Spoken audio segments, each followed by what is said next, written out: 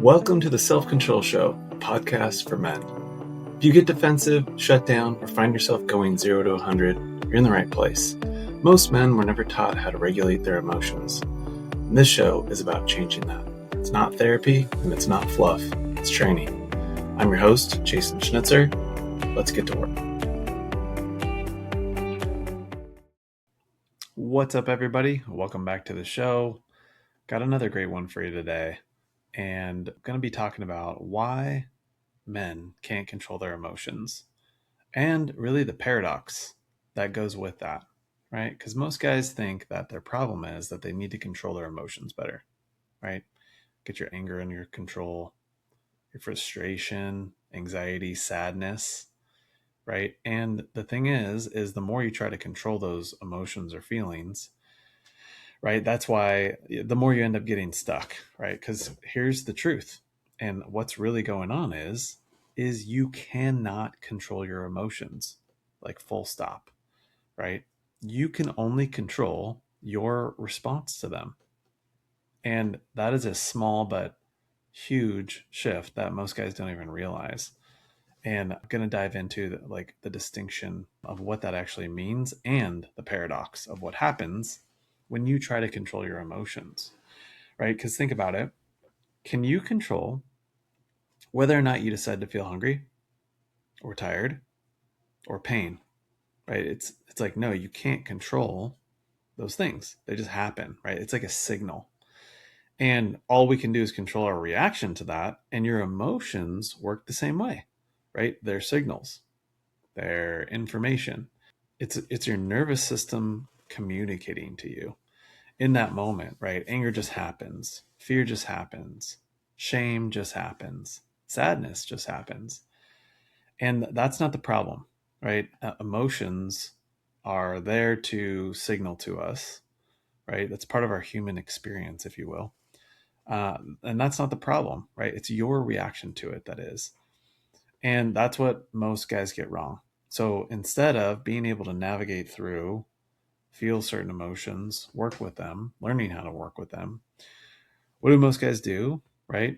We suppress them, ignore them, stuff them down, pretend like they're not there, right?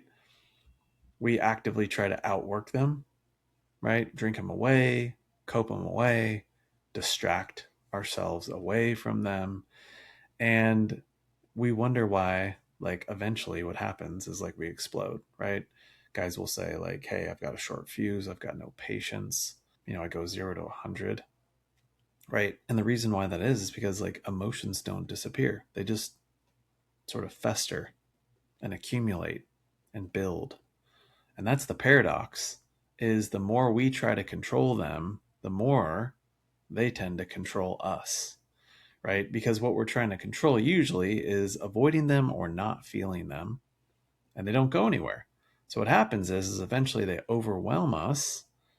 And an example would that be like ignoring the little things, like the list that you make of transgressions maybe towards you that your wife does, that coworkers do, that happen with your kids, and you don't say anything. You just kind of take it, right? And they stack and stack and stack. And then eventually, bang, right? You lash out, you get loud, your tone changes, and then afterwards you regret it, right? So this whole time we've been trying to control our anger, then all of a sudden it controls us. And then it ends up being projected at the ones that, the ones that we care about most, right? Because it's like, that's the paradox, right? And you can also look at it as it's like the pressure cooker effect. And that's why most guys would be like, man, I just don't get it. Like, I'm so calm at work, but not at home, right? It's because we aren't actually regulating our emotions. We're suppressing them, right? Little people annoy you. Your boss annoys you. Your clients annoy you. You swallow it, you swallow it, you swallow it until you just can't take it anymore. And then your kid spills milk or doesn't get ready fast enough in the morning. And then, pachow, right? There it goes. Just out of nowhere, seemingly just blows up, right? And what we want to do is be able to notice that an emotion is signaling to you. That's the first step, right? So a lot of times, like, we'll feel angry, we'll feel frustrated, we'll feel sad, we'll feel hurt, we'll feel embarrassed, we'll feel fear, right? We'll feel shame. And basically, what we tell ourselves is to not feel that feeling. And what's interesting, and almost paradoxically, right, when you stop trying to control your emotions stop controlling you. And when you lean into them versus away from them, and you're able to name them, first and foremost, like, I'm noticing that I'm angry, right? I'm understanding right now I'm feeling angry, right? It's a huge difference between pushing them down and suppressing them. Because once you can notice them, name them, right, there's a little thing that happens, and you start to get rid of what's known as alexithymia, which is basically you not being able to name feelings with your words, right? And separate the difference between, like, man, I've got like a pit in my stomach and I'm feeling a little sad. Those are two different things. And when you can separate those two things and learn to, hey, move through, move with, be with, move with feelings, somatics, right? That sensations that are going on in your system, well, then, like, the thing that happens without you telling yourself, right, to feel a feeling happens, and it doesn't take you out, right?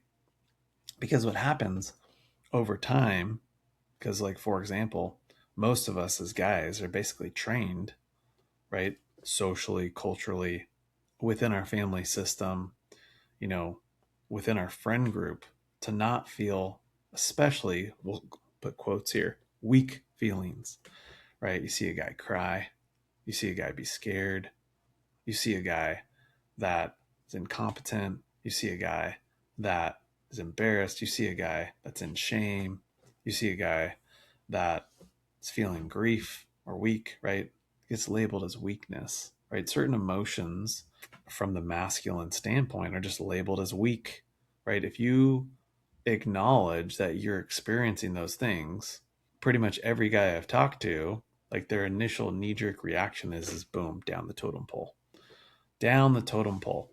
Not being able to say that out loud, right, is something that in a lot of ways it's a dangerous thing to do if you're a guy, because what happens if you acknowledge, like, oh, I'm scared, right, or I'm feeling really sad, or like I'm a little embarrassed, or I'm a little unsure, or I'm, just feeling bad about myself. So most of the time you get made fun of, right? Just think of the age old saying, right? Grin and bear it. Boys don't cry. Don't be a baby, right? Suck it up. All of those, and there's lots of studies to back it up that, like, parents tend to treat little boys differently than little girls.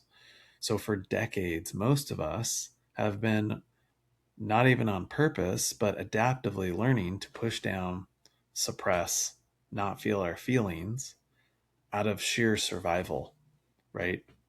Connection survival in a lot of ways. Right? You think, what's surviving about not feeling your feelings? Well, if you were to cry all the time, right? Pretty much as a guy, it's like your friends aren't going to want to hang out with you, right? Think about, like, guys tend to gravitate towards guys that are competent, confident, right? Aren't afraid, right? Stand up to challenges, etc.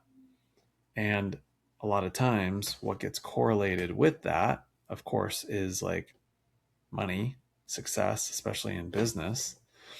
And when you can, in a lot of ways, not let feelings dictate your actions, what happens is you don't get stopped by fear. You don't get stopped by what ifs. You don't get stopped by what other people are thinking about you.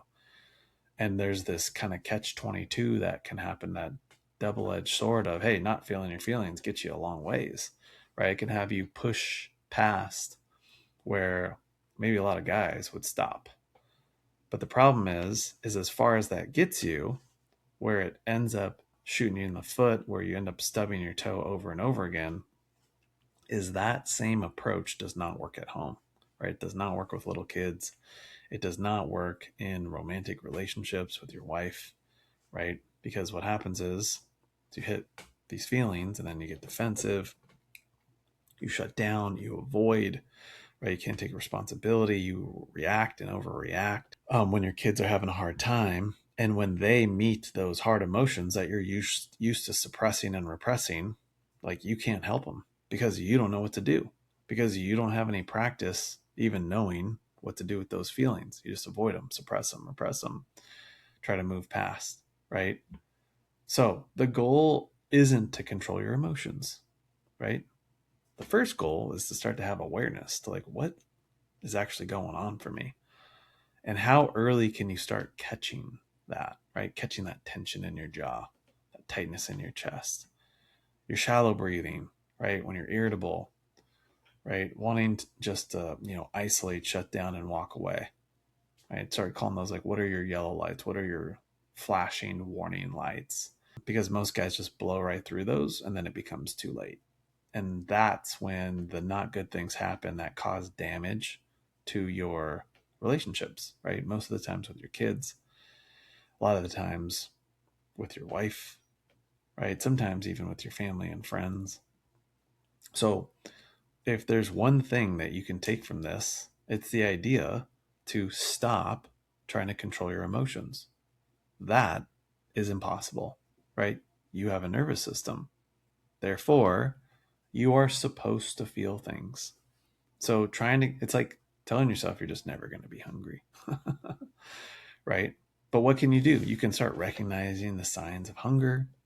You can know how to better plan your day around making sure you get food and the kinds of food you eat, etc. It's like your feelings are very similar in that way, right? Because what happens again if you just ignore your hunger?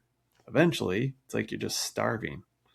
And, everybody knows what it's like to be hangry, and to be around somebody that's hangry, not too fun, right? You end up doing things that you regret. And we want to kind of break that cycle, right?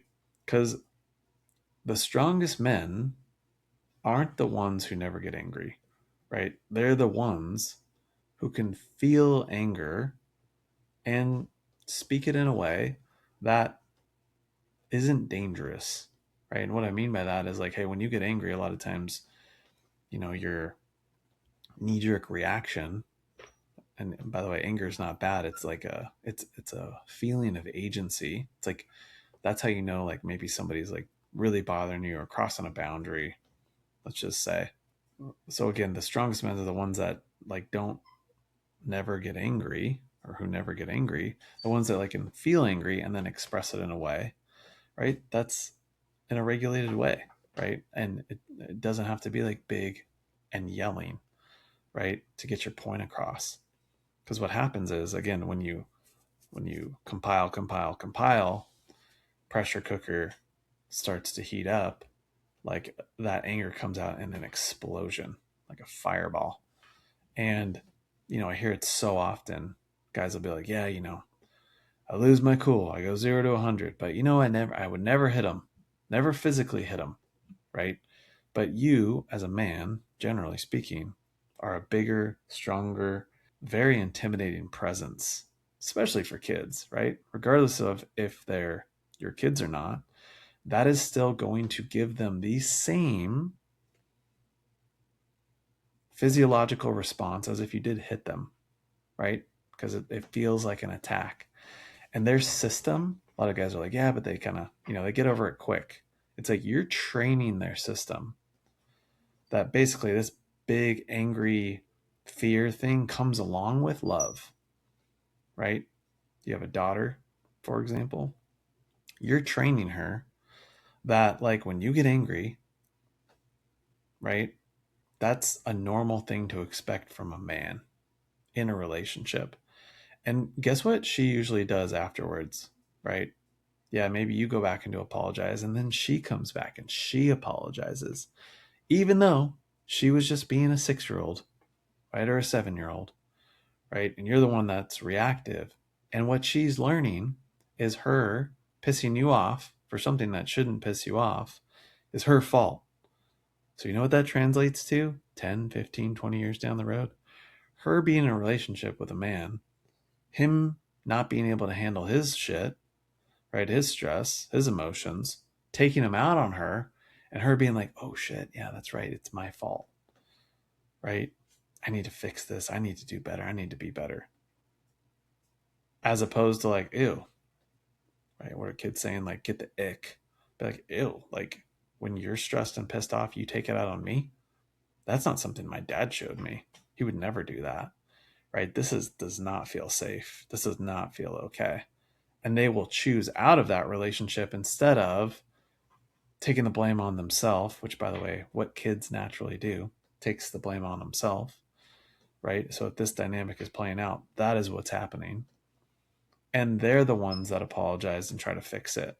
That is one of, right, the many things that happens and will happen down the road if you don't get a hold on this, if you don't learn how to regulate your emotions, right? If you stop trying to control your emotions and learn to regulate them, notice them, that's when everything changes. That's when everything has an opportunity to shift, right? And it's never too late. But just know that if you don't know how to do this, what you're doing is that's what you're passing along to your kids, right? And that's what we want to shift. And it all starts with being able to recognize your emotions and regulate them. That's what we talk about here, of course. And if this is you, man, like hop on a call with me and would love to talk with you about, what all this looks like and learning how to do this looks like. And check out my availability in the link in the comments and in the show notes. And hopefully this shed a little bit more light on that dynamic and a better understanding of what's really going on and what to start doing about it. So thanks for watching, guys, and we'll catch you on the next one.